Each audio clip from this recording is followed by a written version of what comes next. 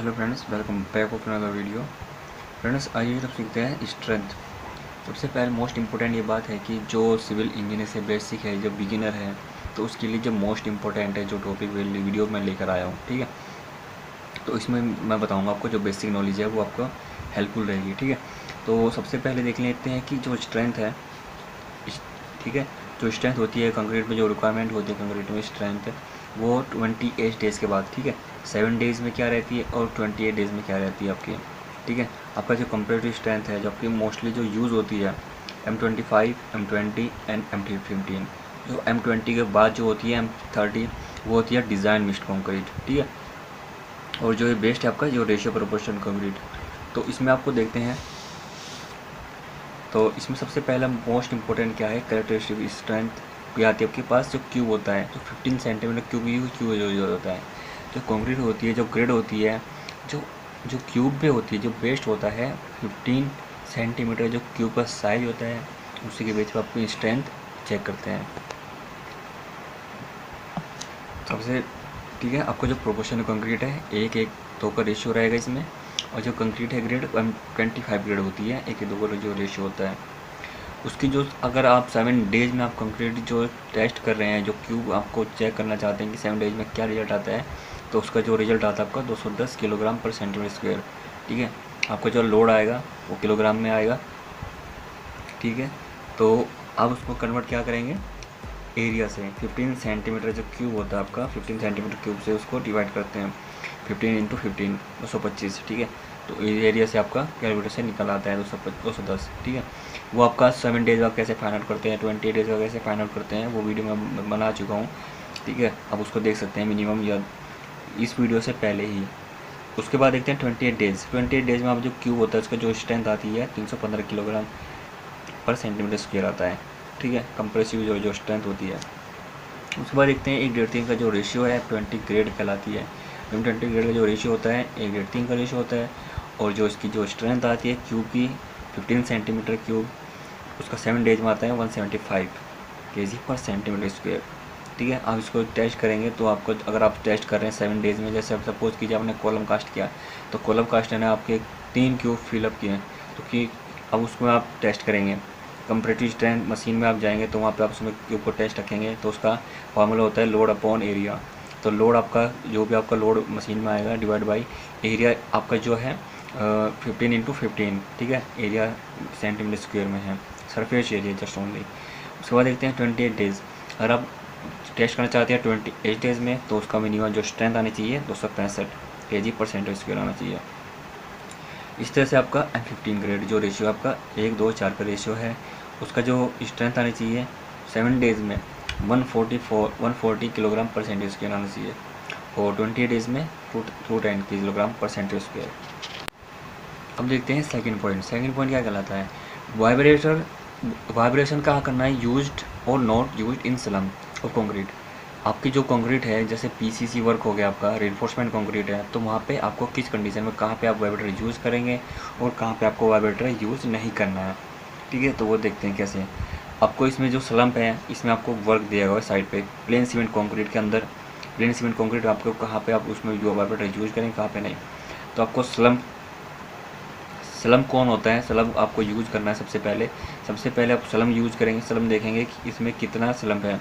Slum कैसे आप find out होगा, आपका वाटर सीमेंट रेशियो पे बेस्ड होता है, ठीक है। अगर आपके पास स्लम है, अगर आपके पास है 10 से 25 स्लम, तो उसमें वाटर आप यूज़ करेंगे, क्योंकि यह स्लम बहुत कम है। कंक्रीट क्या होती है, उसमें वाटर सीमेंट रेशियो बहुत कम होता है, तो उसके कंक्रीट क्या होती है, थोड़ी हार्ड होती है। तो उस बेस पे आपको प्रॉपरली कॉम्पैक्ट के लिए उसमें वाटर यूज करेंगे, ठीक है। अगर आपके रेशियो आपके पास है, अगर स्लम है आपके पास 50 to 75, तो उस कंडीशन में आप स्लम वाइब्रेटर यूज नहीं करेंगे। जैसे कि आरएमसी प्लांट होता है, आरएमसी में स्लम बहुत वो होता है, 50 to 75 मोस्टली होता है। जैसे पीसीसी आप कर रहे हैं तो डिफरेंट, तो उसमें वर्क देखते हैं। सबसे पहले प्लेन सीमेंट कंक्रीट, मास कंक्रीट। मास का मतलब बहुत ज़्यादा कंक्रीट होती है इन foundation footings, retaining walls and payments क्या होगा आपका, जैसे रोड होते हैं, ठीक है। तो उस कंडीशन में आपको फाउंडेशन फुटिंग होती है। फुटिंग में मोस्टली पहले आप क्या करते हैं, थोड़ा मोर्टार आपका टाइटली होगा, मिक्सचर से बना रहे हैं या फिर डिपेंड आरएम से बना रहे हैं, डिपेंड करता है दोनों कंडीशन पे। ठीक है। उसके बाद कंडीशन क्या है आपके पास, स्लम्प आपके पास 10 से 15 ले रहे हैं तो आपको वाइब्रेटर यूज करना है। अगर आप स्लम्प ले रहे हैं 15 तो 75 तो आपको वाइब्रेटर यूज नहीं करना है। वाइब्रेटर यूज कर देंगे तो आप उसमें क्या रहता है, एग्रीगेट नीचे नीचे हो जाते हैं और सीमेंट जो सलरी होती है वो ऊपर आ जाती है मोस्टली। उसके बाद में क्या होता है, क्रैक्स आने लगते हैं उसमें और हाइड्रेशन शुरू हो जाता है। जो सीमेंट होता है ना, मोस्टली सीमेंट में ही क्या होता है, हाइड्रेशन होता है, तो लास्ट में क्रैक्स आने लगते हैं सीमेंट से, ठीक है। उसके बाद देखते हैं रिटर्निंग वाल क्या होता है। रिटर्निंग वाल आपकी बहुत उसकी थिकनेस कम हो जाती है, कम होने की कंडीशन में आप क्या करते हैं, उसमें आरएमसी प्लांट करते हैं या फिर थोड़ा लूज मटेरियल प्रोवाइड करते हैं। तो उस कंडीशन में आपको वाइब्रेटर यूज़ नहीं करना है। और मिनिमम हाइट पे आप उसको, मिनिमम जैसे कि हाइट होती है 1 मीटर तक मिनिमम कास्ट करते हैं पहले। उसके बाद देखते हैं thin sections of flooring less than 75 thickness. अगर आप जो थिन सेक्शन है, पतले जो सेक्शन है 75 थिकनेस ले रहे हैं, फ्लोरिंग ले रहे हैं, सपोज फ्लोरिंग ले रहे हैं या फिर पीसीसी ले रहे हैं, तो 75 थिकनेस है, उससे या कम है, तो उस कंडीशन में आप वाइब्रेटर यूज करेंगे 25 से 40 का। अगर आप यूज़ कर रहे हैं 45 से 40 का अगर कंक्रीट ले रहे हैं आप, तो उसमें कंडीशन में आप वाइब्रेटर यूज करेंगे। अगर आपके पास है 75 से 100 जैसे आरएमसी प्लांट मोस्टली कंक्रीट आप डिपेंड करता है आपके वर्क प्लेस पर, ठीक है, वर्क प्लेस पर डिपेंड करता है। तो उसमें आप स्लम्प, अगर आपके पास है 75 से 100, अपने स्लम्प टेस्ट किया तो उसमें स्लम्प आया 75 से 100 ये स्लम्प कैसे टेस्ट करते हैं मैं भी ये वीडियो बना चुका हूँ, मैं बहुत हेल्पफुल रहेगी उसमें, क्या क्या आपको स्लम्प में लेना है, कैसे आप टैंपिंग लोड यूज़ करेंगे उसमें, और कैसे आपको फिलअप करना है स्लम्प को, ठीक है। और उसके ऐसे किस पर्पज़ के लिए कितना स्लम्प आपको आना चाहिए, कॉलम के लिए कितना स्लम्प होना चाहिए, फुटिंग के लिए कितना स्लम्प होना चाहिए, और column, wall, retaining wall, slab सबके लिए अलग अलग स्लम्प होता है। वो भी वीडियो हेल्पफुल रहेगी, वो वीडियो आप देखना जरूर। उसके बाद देखते हैं under water concrete actual slumps to be decided by the engineering charge. जो अंडर वाटर जो कंक्रीट, पानी के अंदर जो कंक्रीट आप यूज कर रहे हैं, उस कंडीशन में आप वाइब्रेटर यूज तो होगा नहीं, ठीक है, वाइब्रेटर यूज नहीं होगा।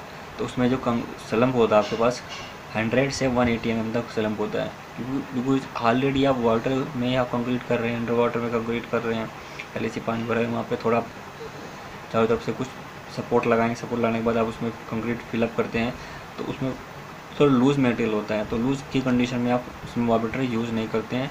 और जो, ठीक है, तो उसके बाद देखते हैं एनफोर्समेंट कंक्रीट। ये तो आपकी जो, जिसमें आपका सरिया प्रोवाइड नहीं है, जस्ट ओनली कंक्रीट है, प्लेन कंक्रीट, तो उस कंडीशन में आप वाइब्रेटर कहाँ यूज करेंगे, कहाँ पे नहीं। उसके बाद देखते हैं रेनफोर्समेंट सीमेंट कंक्रीट। तो रेनफोर्समेंट आपको जहाँ पे सरिया यूज हो रहा है देखते हैं, mass concrete in RCC foundation footing and retaining walls.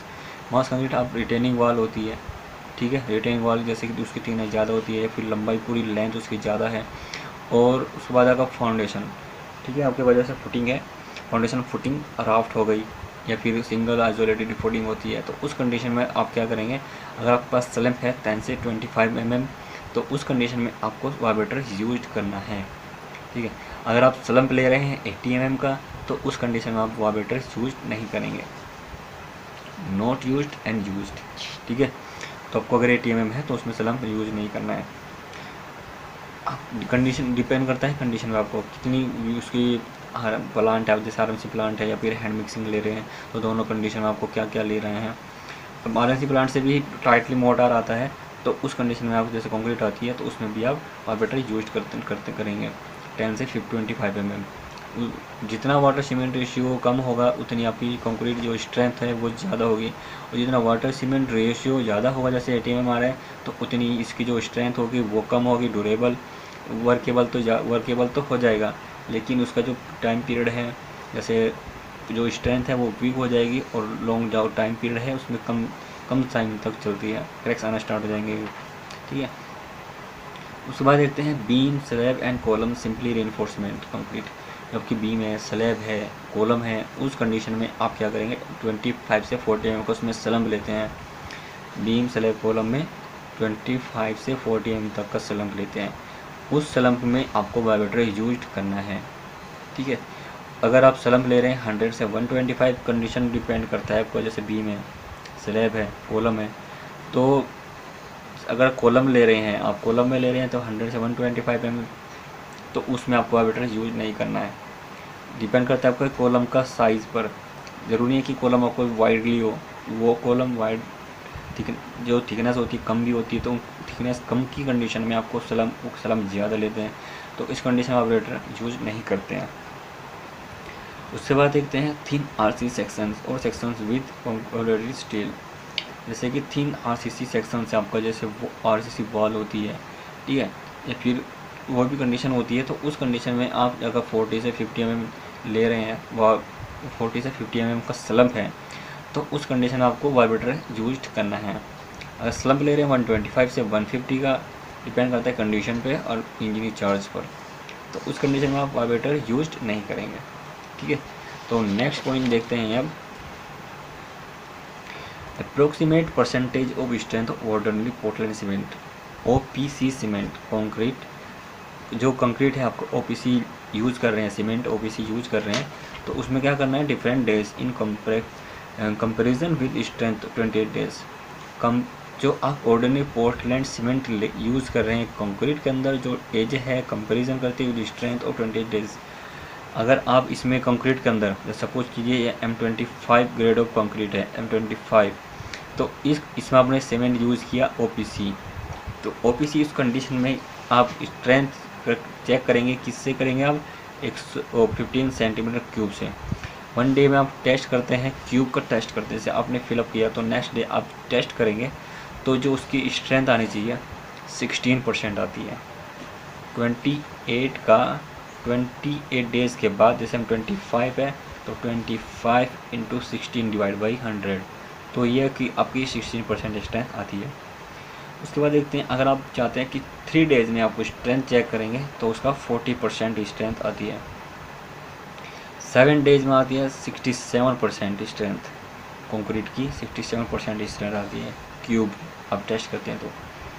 अगर आप 28 डेज़ में आप टेस्ट कर रहे हैं तो उसकी 100% जब आता है। जैसे हम 25 ग्रेड ले रहे हैं, तो उसका जो ग्रेड जो स्ट्रेंथ आएगी हम 100% आएगी, बिल्कुल M25 ही आएगी 28 डेज़ में, इसलिए हम इसको 28 डेज़ में ही चेकआउट करते हैं, ठीक है। उसके बाद देखते हैं 3 मंथ्स।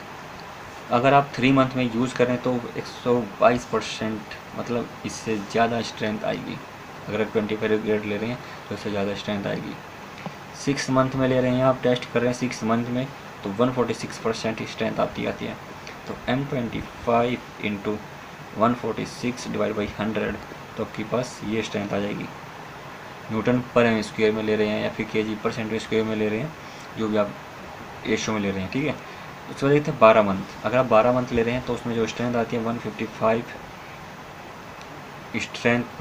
स्ट्रेंथ आती है। M25 आपने यूज़ किया तो 25 × 155 डिवाइड बाई 100, तो आपके पास ये स्ट्रेंथ आएगी 12 मंथ में, 1 साल में।